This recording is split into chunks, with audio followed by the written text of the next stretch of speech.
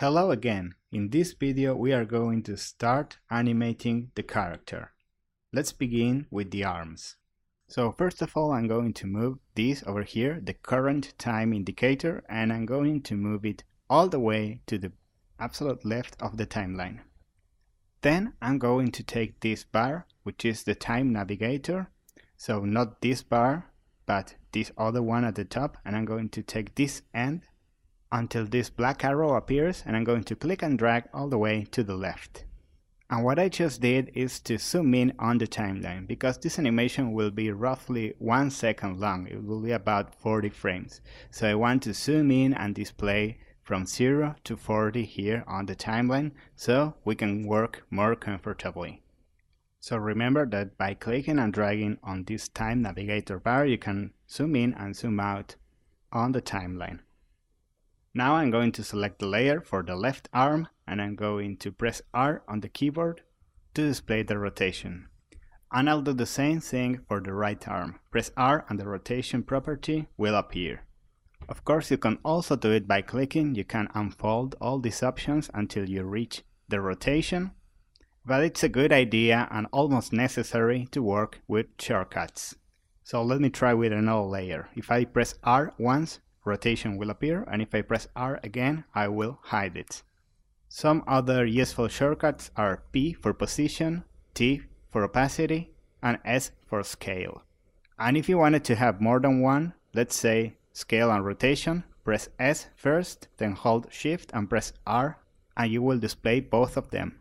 Okay, so I'm going to hide this for now, and I'm going to focus here. So again, I'm going to move this time indicator all the way to the 0, to the very first frame. You can Command or Control click here to change from frames to seconds. Now I'll click on the stopwatch for the right and left arm on the rotation to create the first keyframes. Now I'm going to move to frame number 10. You can click and drag or just use Command and the arrow keys to move frame by frame using your keys. So now that I'm standing on frame number 10, I'm going to click on this little diamond icon on the very left on the rotation for both arms, and I'm going to create new keyframes on frame number 10. Now that we have two different keyframes on different moments, we can press J and K on the keyboard to switch between them. So this is very important because you want to be very clean about this. Every time you make a modification, you want to be sure that you're selecting an existing keyframe.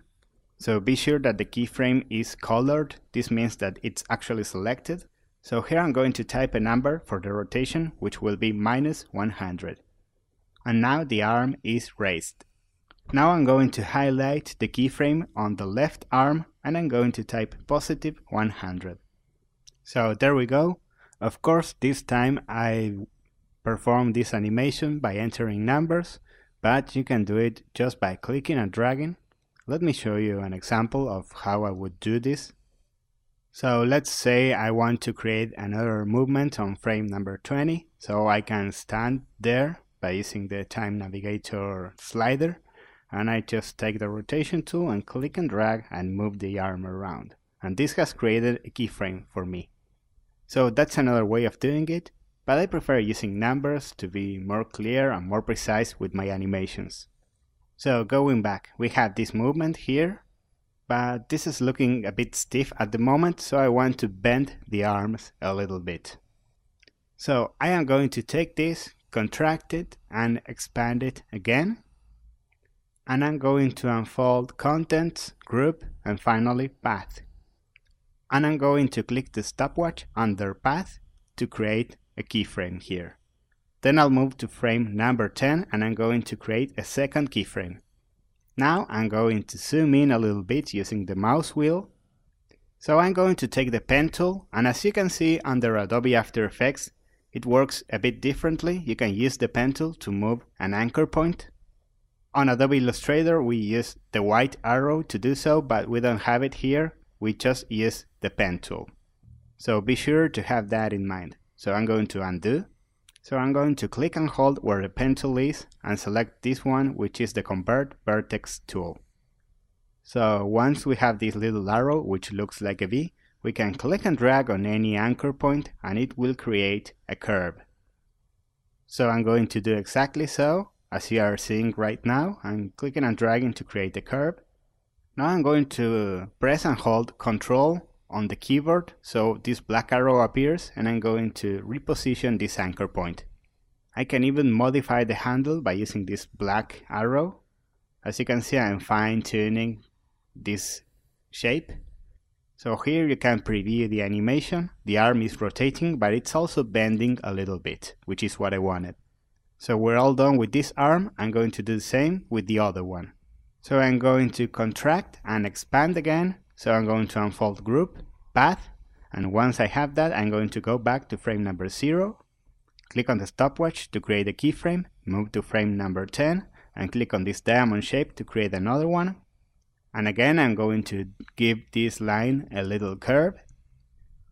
So now I'm going to press and hold Ctrl on the keyboard so this black arrow will appear, and I'm going to fine-tune the position of this curve a bit, as you can see around here. So there we have it. We have the movement ready for both arms. So now it's time to collapse everything here. And it's time for me to show you another useful shortcut on the keyboard. If you press the letter U, as in used, it will display everything that has been modified. So remember, it's U, it stands for used, and it will show everything that's been modified from its default properties. This is a very useful way of reducing the clutter on your layers panel. So let's continue. Now I want this character to hold this position from frame number 10 to frame number 20. So I'll move to frame number 20 and press this little diamond shape. I'm going to do this both for path and rotation, and I'm going to do this for the other arm too. So by having these keyframes created, we're telling Adobe After Effects to hold that position for 10 frames. And now I'm going to stand here on frame number 30, and I want her to return to the original position. So I could add another keyframe here and start moving everything back to where it was. But it's easier if I just copy and paste the keyframes, which you can actually do. So this is very useful, but you need to be extra careful and check that you're pasting that keyframe where it needs to be. So always check that your current time indicator, which is the red line, is positioned on the frame where you want the keyframe to be pasted. So another thing that you can do, but you need to be very careful, is to select multiple keyframes, copy and paste them. But this will only work on a single layer. So there we go, we have the basic movement for the arms. So this is what I had in mind.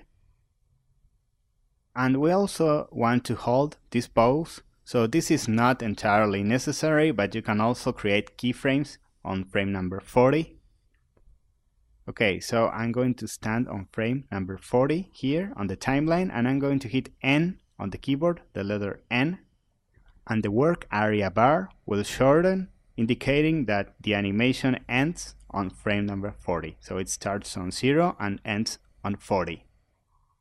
So you can press the spacebar now to preview the animation as you are seeing now on the screen, and it's the basic movement of the arms. It's looking quite good at the moment, but later on we are going to refine it so it's even better. So let's collapse everything on the arms and let's move to the legs. We're going to animate the legs now. So first of all, we are going to select the layers and hit R on the keyboard to bring out the rotation. Move to frame number 0 and click on the stopwatch. And we're going to move to frame number 10 and create new keyframes there. So I'm going to move my mouse over here where the number of the value of the rotation is, and I'm going to click and drag, and you can see that the number changes. This is another way to go around this, and I think I'm going to leave it at 18 and minus 18 for the other leg. So as I did with the arms, I want to create a little curve. So I'm expanding everything until I can see the path property, and I'm clicking on the stopwatch to create a keyframe on frame number 0. And now I'm going to do the exact same thing with the other leg, expanding everything until I see path and clicking on the stopwatch. So now I'm going to collapse everything, select both legs and hit U. So now we have this more compact and more comfortable version because the elements that have keyframes on the timeline. So now I'm going to hit K to move to the next keyframe. Another thing that you can do is, for example, to expand the arms in this case and stand here where the legs are. So Sh and K will move this to the next currently visible keyframe on the timeline. So I'm going to leave one of the arms expanded so I can use Sh and K to jump to the other used keyframes. So I'm going to add a new keyframe here for path. So I'll take the Convert Vertex tool now and I'll click and drag on any of the anchor points of this line to bend the legs to give them a curve. So this is up to your personal preference. Feel free to fine-tune the position. You can always hold Ctrl to move the anchor points. So at this point, feel free to fine-tune also the values for the rotation. So I think I'm going to push my rotation a little bit more. Let's say 25. Okay, there we go. This looks good. Now I'm going to take care of the right leg. I'll try to do the same thing as I did with the left one, as similar as possible. So I'm going to give it a similar curvature to the other leg, and I'm also going to bring the rotation property and I'm going to enter -25. And there we go. But we're not done yet. Now I'll move to frame number 15. And now I'm going to select this keyframe, hold Shift, and select this other keyframe too, then hit Ctrl-C and Ctrl-V to paste. And now I will do the same thing for the right leg. So as you can see, this movement is shorter than the one for the arms because she is jumping. And I want her to hold this position until frame number 20. So I'm going to copy these keyframes and paste them on frame number 20. And now I want to repeat this other movement, the one that we did on frame number 10. I want to copy them on frame number 25. So naturally I'm going to copy those keyframes and paste them on frame number 25. And now I want her legs to be closed on frame number 30. So again, I'm going to do the same thing, take those keyframes that I already created and paste them on frame number 30. And now I want to hold the position until the last frame. So at this point, it's all a matter of copying and pasting keyframes because I want to repeat this movement. And afterwards, this will loop. So let's preview this animation now. Let's see how it is until now. Okay, so the movement of the legs is actually correct, but it's looking quite weird. And this is because we haven't animated the jump yet. We're going to do so on the null object. Let's select the null object, hit P to bring out the position, and then on frame number 0, let's click on the stopwatch. Then we'll move to frame number 5 and enter another keyframe which will be the same position as 0. Now I'm going to move to frame number 10 and I'm going to create another keyframe there.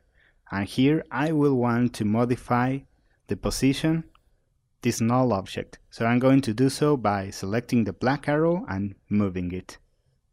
I'm using the arrow keys on the keyboard to do so. So as you can see, I'm fine-tuning the jump animation right now. So I don't want her to jump too high because I don't want her hair to touch the edges of the canvas, so I need to be careful. So now I'm going to move to frame number 15 and I'm going to copy the keyframes where she was on the ground. So I'm copying those keyframes and I'm going to paste them right over here. So there we go. Now I'll copy the same keyframe on 20. I'm going to copy the keyframe where she jumps on 25. And again, she should be on the ground by frame 30. And then she should remain static until the last frame. So it's time to preview the animation right now. Let's see how it looks like. Okay, so as you can see, the entire animation is now complete, or at least the first draft of this entire animation before we go ahead and refine it. So she's jumping and moving her arms, doing this aerobics exercise.